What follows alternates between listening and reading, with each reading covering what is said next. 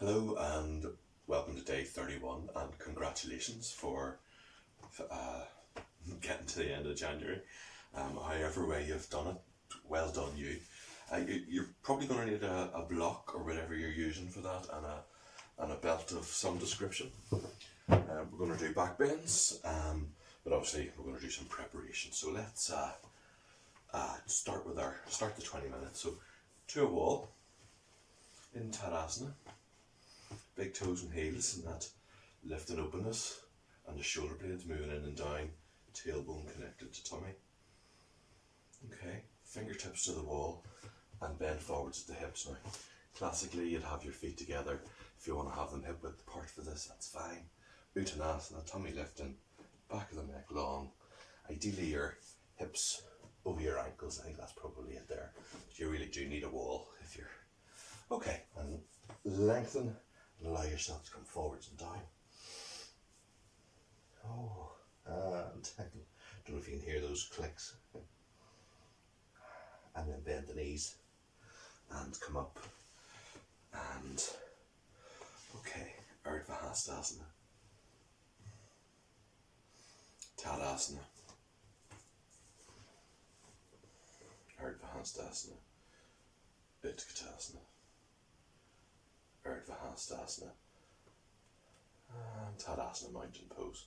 So think about you're going to start to arch back, but you got to lengthen up through the spine, and the bend starts low and works its way further up. Now somewhere around here, the area between the shoulder blades has a feeling of moving into the body and lifting the sternum up towards the ceiling. Keep your chin tucked in, the back of your neck long.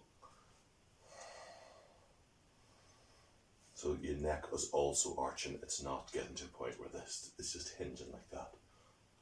On the top. Yeah. Tailbone long. Urdhva Hastasana. Get that lengthening through the spine. Keep the tailbone long, keep the legs strong if you want. Bring your feet slightly wider apart. Between the shoulder blades moving into the spine, into the centre of the body, sternum lifting up towards the ceiling, and then back.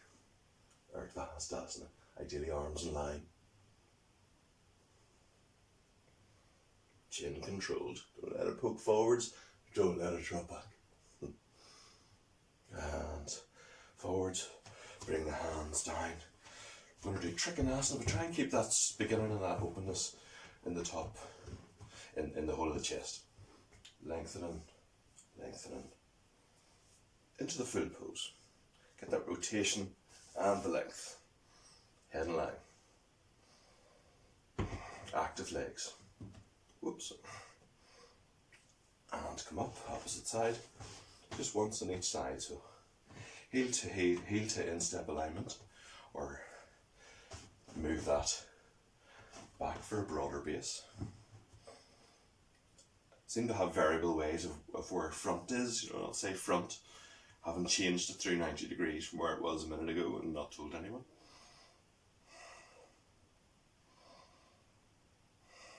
Rotation, length, sweep down and come up. And Virabhadrasana 1, Warrior 1. I like to use a block. I suggest you do too. It's an easier to access the back bend, just because you can get the hips more to face the front. Really take the time to bring the tailbone down. It brings on the stretch there. You're trying to bring the pelvis back to neutral, and that leg stays strong. As you exhale and begin to bend the knee. Okay. So the hip naturally wants to line up with the back and your back leg, and you're trying to minimise that in order to stop it pinching. You're trying to keep the sufficient space here to allow you to go into it. So tailbone down, lifting through the chest, hips are facing forwards, beginning to fan open the ribs, lift the sternum. Same again with the spine between the shoulder blades, in and up. Keep the chin retracting, and see, without losing any of that, can you bend the knee further.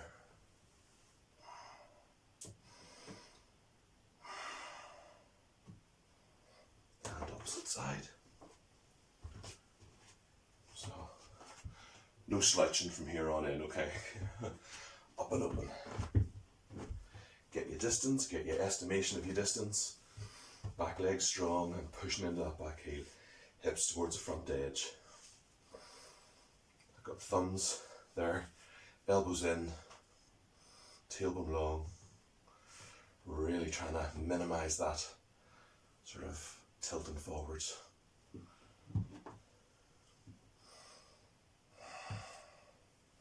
Oh no, I'll leave those for a while. Tailbone long, and then lengthen up your spine like we did in the standing sort of back arches. Lift and lengthen. Spine between the shoulder blades moving in and up. Sternum lifting. Side ribs. Kind of fanning open. Okay, chin retracted. Back of the neck. Long and arching, but without that hinge at the top. And arms.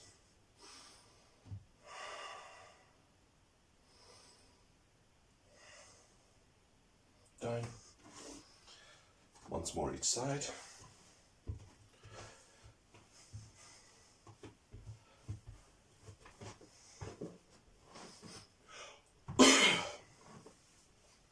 So I'll try not to talk through this. It's going to help some of you and hinder others, but try and use your memory, your somatic memory.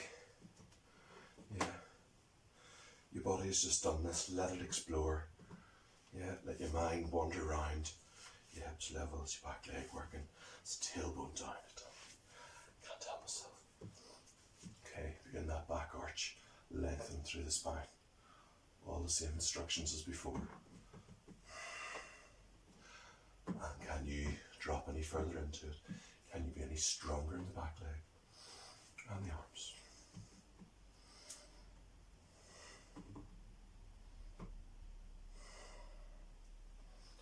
Swap sides.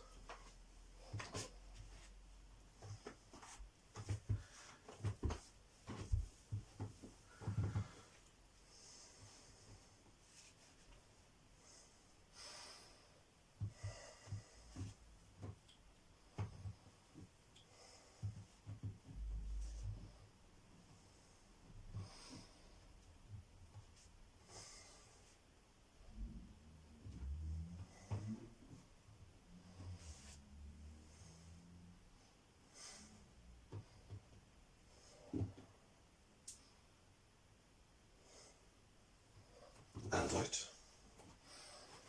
Okay, so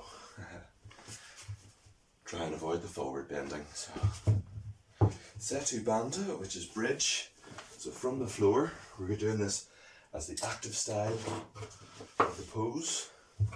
I'm recommending a block between the feet and a belt that passes underneath your body. Hopefully I'm reasonably in frame. Because, you know, other than some kind of unfortunate wardrobe malfunction, this is a one take kind of operation. Right. So as you come up, keep your head, your nose stays pointing up towards the ceiling. This is serious now. And as soon as you lift your hips, your neck doesn't move, your head doesn't turn. Okay, no response to sudden movements, no looking towards the voice. But also as you go up, you're going to lift your hips and kind of curling your spine off the ground. And at some point, you'll need to reposition your on tops of your shoulders. And I'm just walking one to the other. At no point are you taking the strain through your neck. Yeah, and it also helps, you know, if you can kind of do that with the arm, just to get that rotation into the shoulder. Okay. So I'm not going to in it. Straight arms. Take a hold of the belt. Now that helps you be strong in the shoulders. Now you can really lift the legs. I think my feet are slightly too far away. But protect the neck. Yeah, your sternum is lifting up towards your chin. And at some point you're looking for this to kind of be vertical. That's the aspiration. Oh, did it? See? That's how easy it is. That's the aspirational pose. We've already been working on opening the hip flexors. You can take your hands sort of to your sides, or I recommend against under the back because you just have a tendency to collapse. But you can use your thumbs to stimulate more of that lift and that forward, movement towards the head, but not to take the weight. And as you go down, tailbone long, off the tops of the shoulders, bring the shoulder blades out, and then curve your spine towards the floor. Couple more of those. So, glutes, yeah, lifting your hips up towards the ceiling. Yeah. You also want to feel that, you're lengthening your tailbone down towards your knees, that direction. Okay, roll your pelvis, lift your hips, protect your neck, tops of your shoulders, pick up the butt. Knees should ideally be at 90.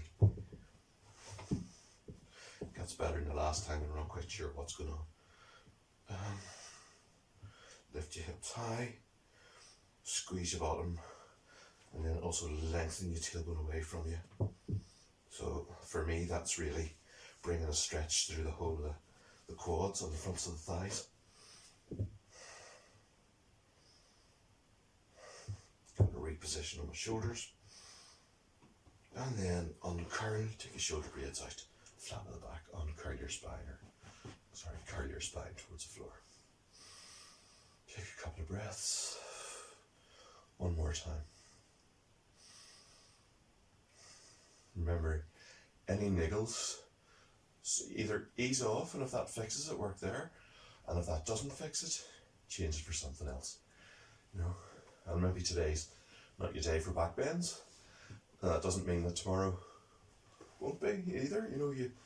Every day's different, that's what I'm trying to say. Okay, I've got the belt.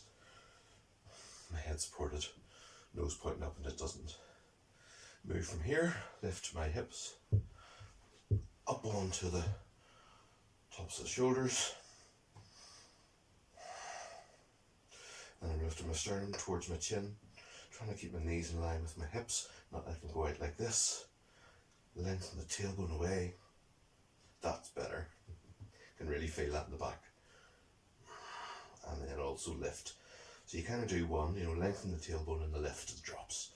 So lift and lengthen. There's a contradiction that you have to keep in the pose. Okay, and then come down slowly, shoulder blades out, slight flexion in the spine, C shape, and unfurl to the floor. A couple of breaths, and then roll over onto your right. Hands to the floor, look down, push yourself up, nice and safe. Upward dog, from the floor. Goodness, very dry, excuse me. And not a kitten in the house appearing for the last day. Oh, shame. Rory's fast asleep on the sofa there. Okay. So, lying down on the floor, upward dog. Stay on the balls of the feet. Active legs, so they're lifted like that, and your tailbone is down. Scolded dog, remember? Hands wide, like downward dog, hands about mid-chest. Active legs, lift.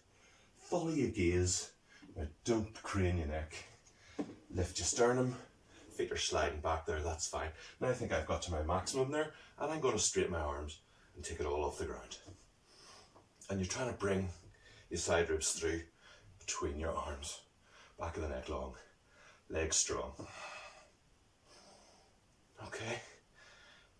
Bring your lower half carefully to the floor and let yourself come forwards and down. Pick a side, rest down. Right, we're going to come up again. Active legs, knees lifting. It's like that back leg was in Warrior 1, For effort, tailbone down. Lift and lengthen, sternum, shoulders, back arch, lift, shoulders between the arms, back of the neck long. Try and find some access to the tummy. And then down, and then come back, and then down, opposite side. We'll just move it along. So coming up without losing that, without doing the flexion, salabhasana. Right. On your forehead, active legs, lift and lengthen, toes pointed away from you. Don't let the legs collapse back into the floor. Tailbone down. Lift the head, shoulders, hands, heels.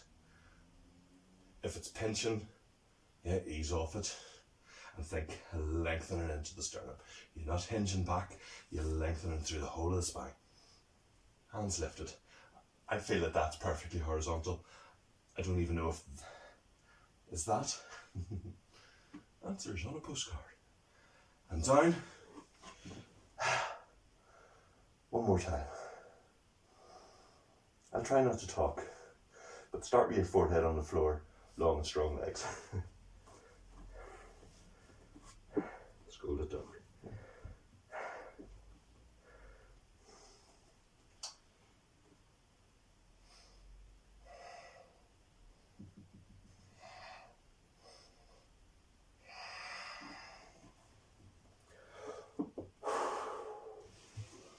Okay. Upward dog. And we've got a salabhasana coming around, or a bhujangasana. Okay.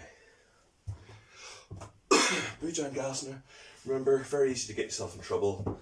Do not power into it. This needs like a massive amount of tension in attention in your spine. So, same starting position as before. Lift the leg from the legs on the forehead. Take your hands further forwards and wider, so they're about head height and wider than shoulders. Okay. Press your pubic bone into the floor, tailbone down. Lift your head, lift your sternum, let your feet slide back if they need to. No pinching, definitely no pain. Okay. Try and feel where you're hinging in the back and try and bring the extension into it above and below. Keep legs strong. Keep your chin tucked in. Don't add the head into the mix. Forwards and down. Rest on one cheek. One more time. Keep my hands there. Lift and lengthen. Lift and lengthen. Forehead. Okay, you got your hands in the right position. And pubic bone, tailbone, and then come up in your own time. And I'll try to not talk.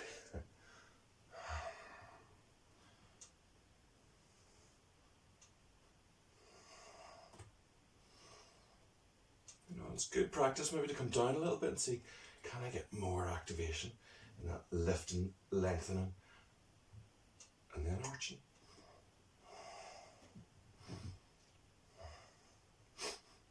Sorry. And forwards and down. Opposite side, rest down. So, what you can do from there, or what we will do actually, let's do it.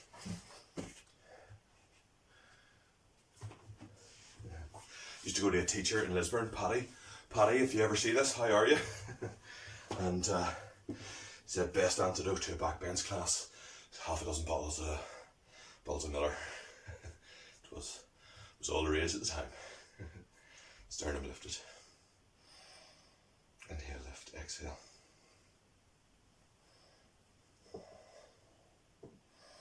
Try and keep shoulders level. But in movement terms, an excellent antidote to backbench class are twists.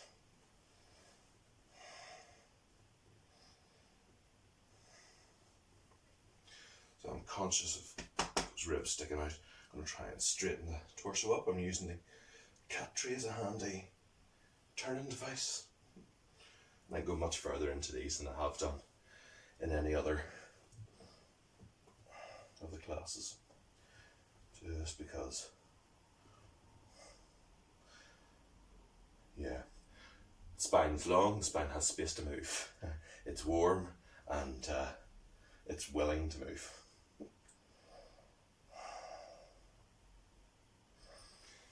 And unwind. You can pause here and continue with that, and then into Shavasana. And there is a Shavasana on the site, but I just get you started if you're staying along.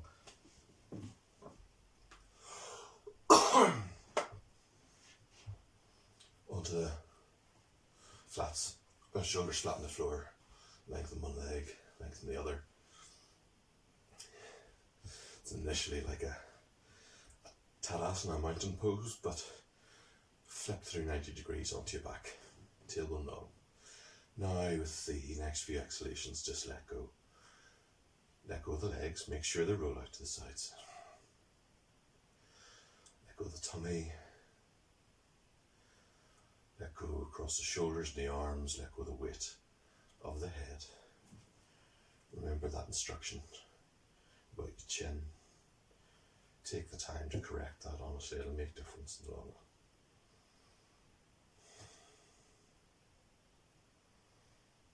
run. Natural inhalation, natural exhalation.